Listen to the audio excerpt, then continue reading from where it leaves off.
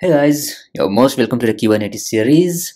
This is lecture 3 and today we are going to look into the Kubernetes cluster architecture. तो चलिए हम लोग देखते हैं सबसे पहले एक overall architecture. So this is the overall architecture जहाँ पे हम लोगों ने तीन नोड्स को यूज किया है, तीन EC2 इंस्टेंसेस। एक EC2 इंस्टेंस को हमने मास्टर नोड बनाया और दो डिफरेंट EC2 इंस्टेंस को हमने वर्कर नोड बनाया है। तो आइए इस Kubernetes आर्किटेक्चर को हम लोग डिटेल्ड में समझते हैं। सबसे पहले मैंने आपको जैसा बताया, हम लोग Kubernetes को क्यों यूज करते हैं? To manage the containers. हमारे एग्जाम्पल के लिए हम लोग क्या करने वाले हैं, पहले दो नोड ले लेंगे। ठीक है, लेट्स एज्यूम हमारे पास दो EC2 इंस्टेंसेस हैं जो कि VPC के किसी भी अवेलेबिलिटी जोन में या फिर कोई भी प्राइवेट सबनेट हो या पब्लिक सबनेट, खैर इन नेटवर्किंग के चीजों को हम लोग बाद में देखने वाले हैं। बस ये एज्यूम कर लीजिए कि हमारे VPCs के अंदर दो EC2 इंस्टेंसेस रन कर रहे हैं। तो ये दोनों नोड को मैंने एज्यूम करा है कि ये वर्कर नोड है। मैंने जैसा बताया आपको, हमारे वर्कर नोड पे क्या रन करता है, कंटेनर्स रन करता है। कौन सा कंटेनर्स? जो आपने एप्लीकेशन डेवलप करा है, जो आपका कंटेनराइज्ड एप्लीकेशन है, वो ऑलवेज वर्कर नोड पे ही रन करता है। ओके, सो लेट्स एज्यूम कि हमारा ये जो है ये पहला कंटेनर इमेज है जो कि रन कर रहा है, और ये जो नेक्स्ट है ये सेकेंड, लाइक जो नेक्स्ट वाला जो वर्कर नोड है वहां पे दो डिफरेंट कंटेनर्स रन कर रहे हैं। तो Kubernetes ने क्या करा कि Kubernetes ने बनाया क्या, कंटेनर मैनेजमेंट। कंटेनर को उसे मैनेज करना है। तो Kubernetes ने बोला कि मैं, ऐसा नहीं है कि मैं बस डॉकर कंटेनर मैनेज करूंगा, आई will manage any kind of containers. So that's why I have mentioned here containers. और जस्ट एज्यूम कि हमारे वर्कर नोड पे एक कंटेनर रन हो रहा है और हमारे सेकेंड वर्कर नोड पे दो कंटेनर रन हो रहा है। अब हमें क्या करना है, इन दोनों कंटेनर्स को Kubernetes का यूज करके मैनेज करना है। तो ये मान लीजिए ये पहला डॉकर कंटेनर और ये सेकंड डॉकर कंटेनर है। तो हम लोग यहाँ पे कंटेनर इमेजेस की जगह पे डॉकर कंटेनर को देखने वाले हैं। ठीक है, अब Kubernetes क्या बोलती है कि ठीक है, आपने जो कंटेनर रन करना था अपने EC2 इंस्टेंस पे रन कर दिया, बट अब इसके आगे जो भी इसे मैनेज करना है वो हमारा काम है।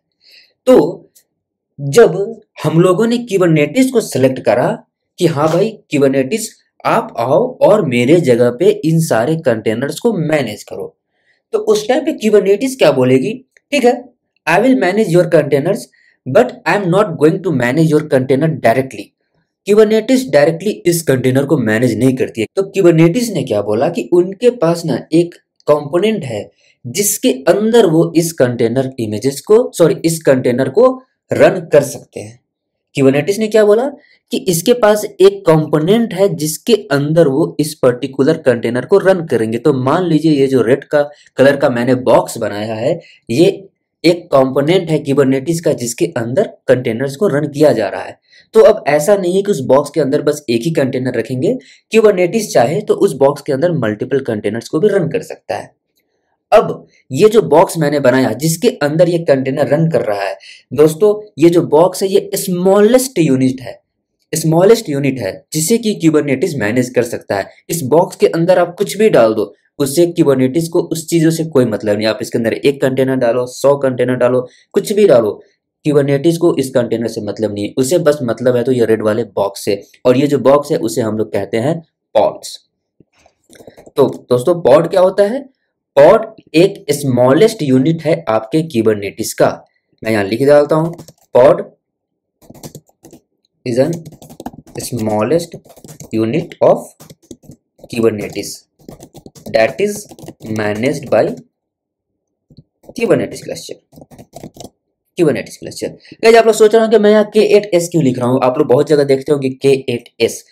K denotes for the first letter, S denotes for the last letter, और उसके बीच में जो है ना टोटल 8 लेटर आते हैं, K8S। ओके, नाउ अगर आप डॉकर कंटेनर नहीं समझ पा रहे हैं तो आप चाहें तो मेरे इस डॉकर ट्यूटोरियल के इस प्लेलिस्ट को भी देख सकते हैं। ऊपर वाले पॉड पे हम एक कंटेनर्स को रन कर रहे हैं और नीचे वाले पॉड के अंदर हम लोग दो कंटेनर्स को रन कर रहे हैं। अब Kubernetes मैनेज तो कर रहा है, बट Kubernetes का जो मैनेजर है वो कहाँ है? तो उसका जो मैनेजर है ना वो एक अलग नोड पे रहेगा। ऐसा नहीं है, आप चाहो तो दो नोड के पे का भी यूज करके Kubernetes क्लस्टर बना सकते हो, आप चाहो तो मल्टीपल नोड्स का भी यूज करके Kubernetes क्लस्टर बना सकते हो। फिलहाल मैं क्या कर रहा हूँ, मैं एक मास्टर नोड और दो वर्कर नोड को यूज करने जा रहा हूँ। तो एक और नोड होता है जिसे हम लोग कहते हैं मास्टर नोड। ये जो मास्टर नोड है ना दोस्तों, ये समझ लो कि आपका कंप्लीट मैनेजर है, जो कि आपके कंप्लीट जो भी कंटेनर्स है उसको मैनेज करता है। और ये जो ओवरऑल आर्किटेक्चर आपको हमारे स्क्रीन पे दिख रहा है, मास्टर प्लस वर्कर, इसे हम लोग कहते हैं Kubernetes cluster. Now when it comes to managing the pods, this master node will manage all the pods. This master node manages these pods. Okay, let me just draw this. Now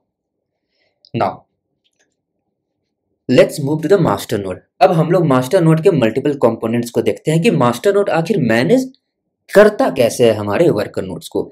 तो ये जो Kubernetes cluster है ना, इसके अंदर जो master node है उसका सबसे इंपॉर्टेंट कंपोनेंट आप रख लो, जिसे हम लोग कहते हैं API सर्वर। ये जो API सर्वर है ना दोस्तों, ये API सर्वर दो कंपोनेंट्स के बीच कम्युनिकेशन को एस्टेब्लिश करता है। देखिए मैं क्या कर रहा हूं, दो कंपोनेंट के बीच मींस अगर आपके इस पॉड को किसी भी दूसरे कंपोनेंट से बात करना हो आपके इस मास्टर नोड पे, तो उसे गुजरना होगा थ्रू API सर्वर। वो आपको अपना डेटा सबसे पहले इस API सर्वर पे सेंड करेगा, देन API सर्वर उस डेटा को अपने बाकी के कंपोनेंट पे सेंड करता है। तो हमारा API सर्वर क्या है, it always acts as a mediator. आपका API सर्वर ऑलवेज किसी को, किसी भी एक कंपोनेंट को किसी भी दूसरे कंपोनेंट से बात करना हो तो API सर्वर बीच में जरूर आएगा। नेक्स्ट कंपोनेंट होता है कंट्रोल मैनेजर। हो गया कंट्रोल मैनेजर। इसके बाद एक और कंपोनेंट्स होता है जिसे हम कहते हैं शेड्यूलर। ये हो गया ETCD। सो हमारे इस मास्टर नोड पे टोटल 4 कंपोनेंट है जो आप देख पा रहे हो, controller manager, ETCD, API server, scheduler. तो आइए इन चारों कंपोनेंट को हम लोग इन डिटेल देखते हैं। तो सबसे पहले कंट्रोल मैनेजर। कंट्रोल मैनेजर क्या होता है, कंट्रोल मैनेजर ना, इसका काम है कि आपके एक्टिव स्टेट को, आपका जो एक्टिव स्टेट है, करेंटली जो रनिंग स्टेट है, यहाँ पे जो भी पॉड्स रन कर रहे हैं, जो भी कंपोनेंट है आपके Kubernetes क्लस्टर पे, उसका जो करंट स्टेट है, लेट सपोज हमारे पास 1500 कंटेनर्स रन कर रहे हैं, तो वो जो 1500 कंटेनर्स है ना, वो है करंट स्टेट, एक्टिव स्टेट। ठीक है, तो ये क्या करता है, अपने एक्टिव स्टेट को Kubernetes क्लस्टर के एक्टिव स्टेट को कंपेयर करता है डिजायर्ड स्टेट से। डिजायर्ड स्टेट क्या होता है कि हम क्या चाहते हैं, इस क्लस्टर क्या क्या स्टेट है जो हम चाहते हैं, उसे हम लोग कहते हैं डिजायर्ड स्टेट। तो it always compares it active state with the desired state. अभी दोस्तों मैं इन चीजों पे दोबारा आने वाला हूं, सो अगर आप कंफ्यूज हो रहे हैं तो कोई बात नहीं। नेक्स्ट हमारे पास है शेड्यूलर। शेड्यूलर क्या करता है, बस आप दोस्तों ध्यान से सुनते रहना ये सारी चीजें। शेड्यूलर का काम है शेड्यूल करना। ये जस्ट आपके पॉड्स को शेड्यूल करता है, कौन सा पॉड्स अभी क्रिएट करना है, कौन सा पॉड्स को किल करना है, कौन से पॉड्स को स्केल अप करना है, कोई भी डिटेल हो, वो सारे के सारे जो एक्शंस होते हैं ना, वो एक्शंस लेने का काम होता है शेड्यूलर। शेड्यूलर क्या करता है, आपके पॉड्स पे एक्शन लेता है, मुझे स्टार्ट करना है पॉड, मुझे डिलीट करना है पॉड, ये सारे एक्शंस को शेड्यूलर जो है वो एग्जीक्यूट करता है। नेक्स्ट होता है हमारे पास ETCD। ETCD क्या है, ETCD is a kind of database, So before you proceed further, if you are enjoying this video, please like the video। अगर आपने मेरे चैनल को सब्सक्राइब नहीं किया है तो प्लीज इस चैनल को सब्सक्राइब कर लीजिए, और आपके जान पहचान में कोई भी, जिसे भी क्लाउड से रिलेटेड कोई भी वीडियोस की जरूरत हो तो please share the videos with them.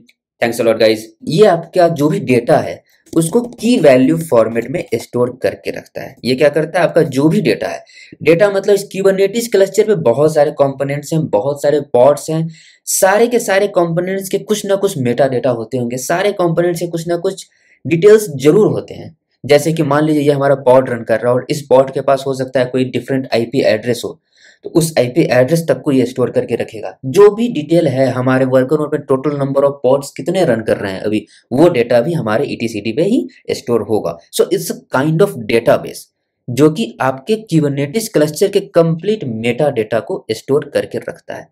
इसको हम लोग कह सकते हैं कि it stores the Meta data. सारे डिटेल्स, कोई भी डिटेल्स हो आपके Kubernetes क्लस्टर में, किसी भी कंपोनेंट का कोई भी डिटेल, उसका सारा वैल्यू हमारे ETCD पे स्टोर रहता है। ये दोस्तों याद रखना। अब एक बहुत ही इंपॉर्टेंट चीज पे मैं आता हूँ किसी भी कंपोनेंट को, जैसा कि मैंने कहा, किसी भी दूसरे कंपोनेंट से कम्युनिकेट करना हो तो वो ऑलवेज एपीआई सर्वर के थ्रू होगा। मान लीजिए कंट्रोलर मैनेजर, इसका काम क्या है, एक्टिव स्टेट और डिजायर्ड स्टेट इस दोनों को कंपेयर करता है। तो कंट्रोलर मैनेजर क्या करेगा, कंट्रोलर मैनेजर पहले ईटीसीडी पे जाएगा और देखेगा कि भाई टोटल नंबर ऑफ पॉड्स कितना अभी रन हो रहा है।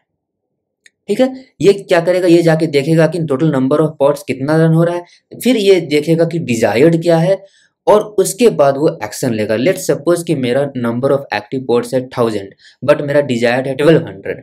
तो ये कंट्रोलर मैनेजर क्या करेगा, ये शेड्यूलर को बोलेगा, मैंने कहा था ना शेड्यूलर एक्शन लेता है, तो कंट्रोलर मैनेजर शेड्यूलर को बोलेगा कि भाई अभी ओनली 1000 पॉड्स रन हो रहे हैं, उसे 1200 करना है, so please run 200 extra pods. ये शेड्यूलर क्या करेगा, उस पॉड को रन कर देगा।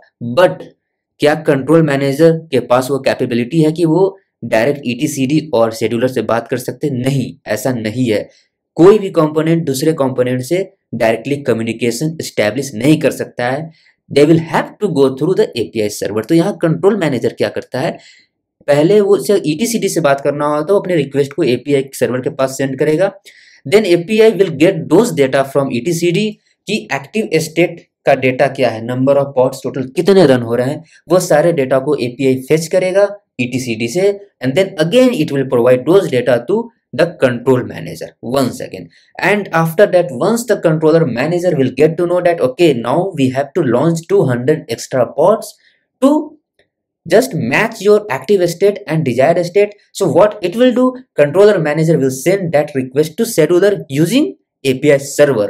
उस सिचुएशन में कंट्रोलर मैनेजर अपने रिक्वेस्ट को एपीआई सर्वर पे सेंड करेगी और एपीआई सर्वर क्या करेगी, उस डेटा को, उस डिटेल्स को शेड्यूलर पे सेंड करेगी। शेड्यूलर क्या करेगा, वो चेक करेगा कि अच्छा मुझे 200 पॉड्स को लॉन्च करना है, क्रिएट करना है। वो क्या करेगा, ठीक है, वो बोलेगा ठीक है मैं लॉन्च कर देता हूँ।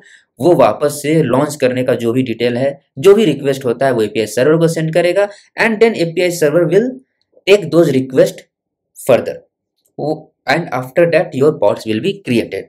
तो ये तो था दोस्तों हमारा मास्टर नोड। एक और चीज दोस्तों मैंने यहाँ लिखा नहीं है, मास्टर नोड को हम लोग कहते हैं कंट्रोल प्लेन, बिकॉज ये it controls your Kubernetes, whole Kubernetes को ये कंट्रोल करता है। ठीक है, इसके बाद एक और कंपोनेंट आता है हमारा जो कि मास्टर नोड पे होता है, उसे हम लोग कहते हैं क्यूब कटल, क्यूब सीटीएल। बहुत जगह क्यूब कटल कहते हैं, कुछ लोग क्यूब सीटीएल कहते हैं।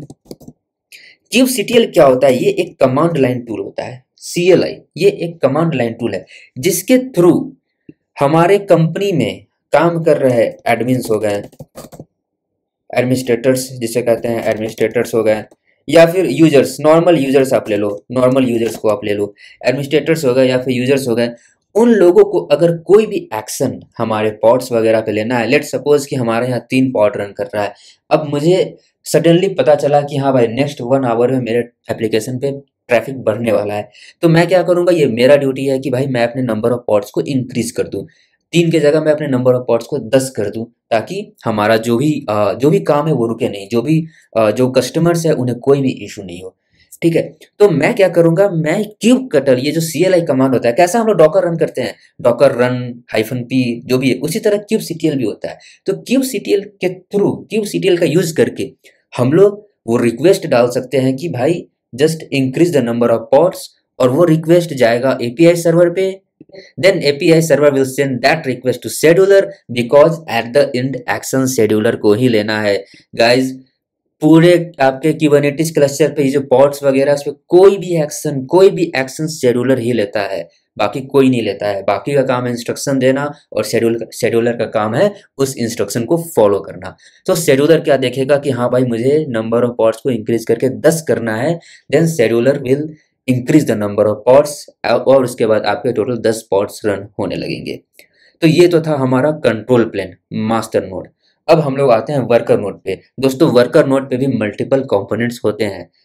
तो वर्कर नोड पे टोटल आप पहले 2 मेजर कंपोनेंट्स को हम लोग लेते हैं। पहला कंपोनेंट आपको होता है क्यूबलेट, और दूसरा कंपोनेंट आपको होता है क्यूब प्रॉक्सी। ये जो क्यूबलेट और क्यूब प्रॉक्सी है ना, वो जितने भी नोड है वो सारे नोड पे इंस्टॉल होते हैं। ये जो है ना, ये आपके एजेंट्स होते हैं। ओके, जो क्यूबलेट है वो क्या है, वो एक एजेंट है जो कि आपके वर्कर नोड पे वो इंस्टॉल्ड है। ये जो क्यूबलेट है वो एजेंट है जो कि आपके वर्कर नोड पे इंस्टॉल्ड है। तो हम लोग सबसे पहले देखते हैं कि क्यूबलेट आखिर होता क्या है। क्यूबलेट एक एजेंट, तो दोस्तों आप समझते हो ना। तो जैसे एजेंट क्या है, जैसे आप बहुत जगह एक रियल लाइफ एग्जांपल ले लेते हैं। आप आज के डेट में बहुत सारे कॉल्स वगैरह लोगों को आते हैं, एजेंट्स के कॉल्स आते हैं। सर आप क्रेडिट कार्ड ले लो, सर आप लोन्स ले लो, इंश्योरेंस एजेंट्स होते हैं। ये सारे एजेंट्स का काम क्या होता है? मैं एज ए कस्टमर मैं क्या बोलूंगा, भाई मुझे क्रेडिट कार्ड चाहिए, मुझे इस कंपनी का, इस पर्टिकुलर कंपनी का इंश्योरेंस कराना है। तो मैं डायरेक्ट कंपनी में जाके नहीं बोलता हूँ, एजेंट्स को बोलता हूँ कि चलो मुझे हेल्थ इंश्योरेंस चाहिए। ठीक है, अगर आपके पास भी हेल्थ इंश्योरेंस नहीं है तो दोस्तों प्लीज ले लो। सॉरी।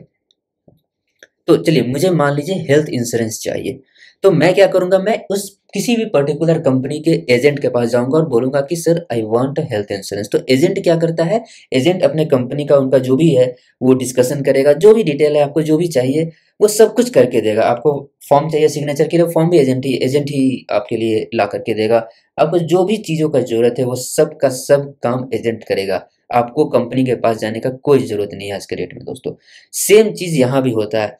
मान लीजिए क्यूबलेट है, अब ये पॉड्स पे कंटेनर्स रन कर रहे हैं। सडनली पॉड्स क्या देख रहा है कि जो ट्रैफिक आ रहा है, जो यूजर्स, जो कस्टमर्स के ट्रैफिक है, जो पब्लिक, जो व्यूवर्स होते हैं, जो रिक्वेस्ट है, उसके हिसाब से नंबर ऑफ पॉड्स बहुत कम है हमारे पास।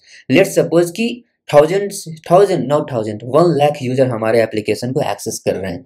अब 1 लाख यूजर एक्सेस कर रहे हैं तो 3 पॉड पे तो वो पॉसिबल है नहीं। हमें उस टाइम पे भाई एटलीस्ट मान लीजिए हो सकता है हमें 100 पॉड्स चाहिए हो।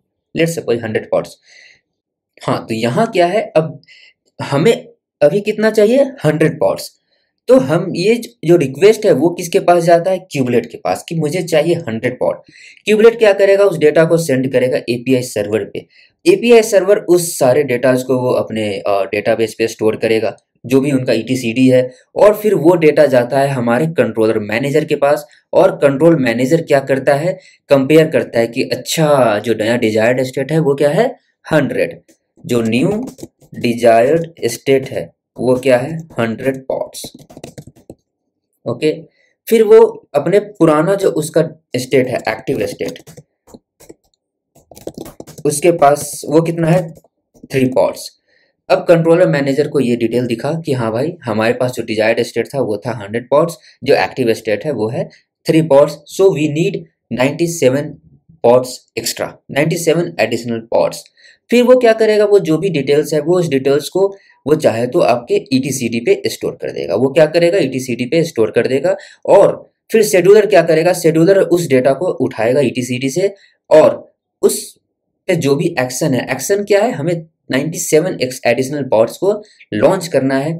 तो क्या करेगा, उस एडिशनल पॉड्स को वो लॉन्च करेगा इधर से, और वो रिक्वेस्ट फाइनली क्यूबलेट के थ्रू होते हुए यहाँ पे फाइनली जो आपका जो भी पॉड्स है वो नंबर ऑफ पॉड्स इंक्रीज होकर 100 हो जाएंगे। और वो सारे डेटाज को फिर से क्यूबलेट क्या करता है, अपने डेटाबेस पे जो ईटीसीडी है वहाँ की वैल्यू के फॉर्म में ये सारे जो भी एज एन एक्टिव स्टेट ये 100 पॉड्स की डिटेल्स को वो सेव कर देता है। तो इस तरह से ये तो हमारा हो गया क्यूबलेट। अब आते हैं हम लोग क्यूब प्रॉक्सी पे। क्यूब प्रॉक्सी क्या है, ये प्रॉक्सी सर्वर है, ये प्रॉक्सी सर्विस है। जो सर्विस क्या होता है, आपके जितने भी वर्कर नोड्स हैं सारे के सारे वर्कर नोड्स पे ये रन होता है। अब इसका काम क्या है guys, it deals with the networking, it deals with the networking. इसका काम है, आप क्यूब प्रॉक्सी ही आपके ट्रैफिक को राउट करता है ऑन पर्टिकुलर पॉड। किसके पास कौन सा आईपी एड्रेस है, कौन सा नहीं, क्या असाइन करना है, क्या असाइन नहीं करना है, जो भी नेटवर्किंग से रिलेटेड डिटेल्स हैं आपके वर्कर नोड पे।